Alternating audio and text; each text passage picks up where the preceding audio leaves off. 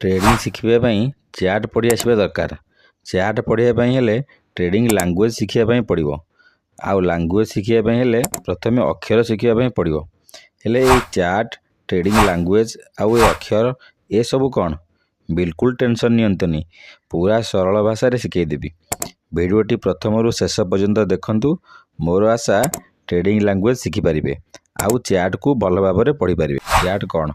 Chart हेउची कौनसी जिनिसर price history graph. Chart देखी आमे जानी परिबा प्राइस बढ़ुची कि कमुची।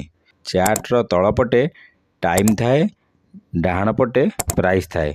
टाइम आउ प्राइस मिसी आमको मार्केट रो दिग देखांती।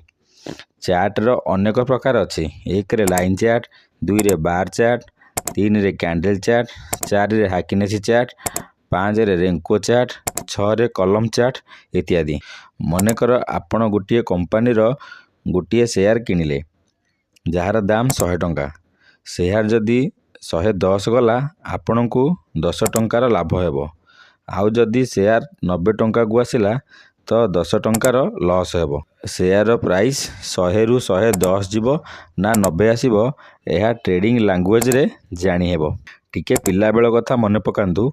जेते बेले प्रथमे ओडिया की इंग्लिश भाषा शिखिले, प्रथमे अक्षर शिखिथिले, तापरे शब्द एवं तापरे वाक्य गठन शिखिथिले, आउ तापरे जाई बही पढ़िबा शिखिले। ट्रेडिंग रे ठीक सेमिति आमे स्टेप बाय स्टेप शिखिबा। सारा विश्व रे अनेक देश अछि, आउ सबु देशर लैंग्वेज अलग अलग। जेमिति आम भारत रे हिंदी, इंग्लिश, आम ओडिशा रे आमे ओडिया भाषा रे कथा हेउ, अमेरिका रे इंग्लिश, चीन रे चाइनीज एवं रूस रे रशियन लैंग्वेज रे कथबार्ता हुअंती। ठीक सेमिति ट्रेडिंग रो लैंग्वेज हेउची bar chart, candle chart, columns chart, line chart, Heikin Ashi chart, Renko chart, ये सब ट्रेडिंग लैंग्वेज।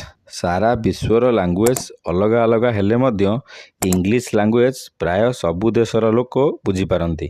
ठीक सेमिति ट्रेडिंग रे अलग अलग लैंग्वेज हेले मध्य सारा विश्व रे जेते मार्केट अछि, कैंडल चार्ट को सबु मार्केट रे व्यवहार हुए।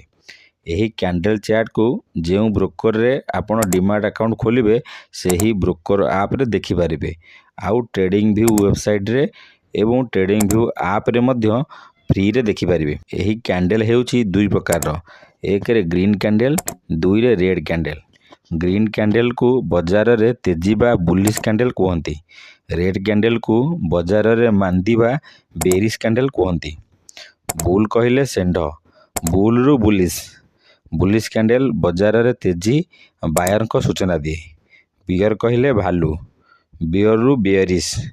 बेयरिश कैंडल बाजार रे मांदी बा सेलर को सूचना दिए। यही कैंडल हेउची ट्रेडिंग रो लैंग्वेज। नेक्स्ट वीडियो रे हमें बुलिश कैंडल केते प्रकार, बेरिश कैंडल केते प्रकार, ये सब विषय रे शिखिबा। ओडिया रे स्टॉक मार्केट शिखिया पई आम चैनल को लाइक करंतु एवं सब्सक्राइब करंतु। जदि आपनकर स्टॉक मार्केट विषय रे किछि क्वेश्चन अछि ताहाले कमेंट रे कमेंट करंतु।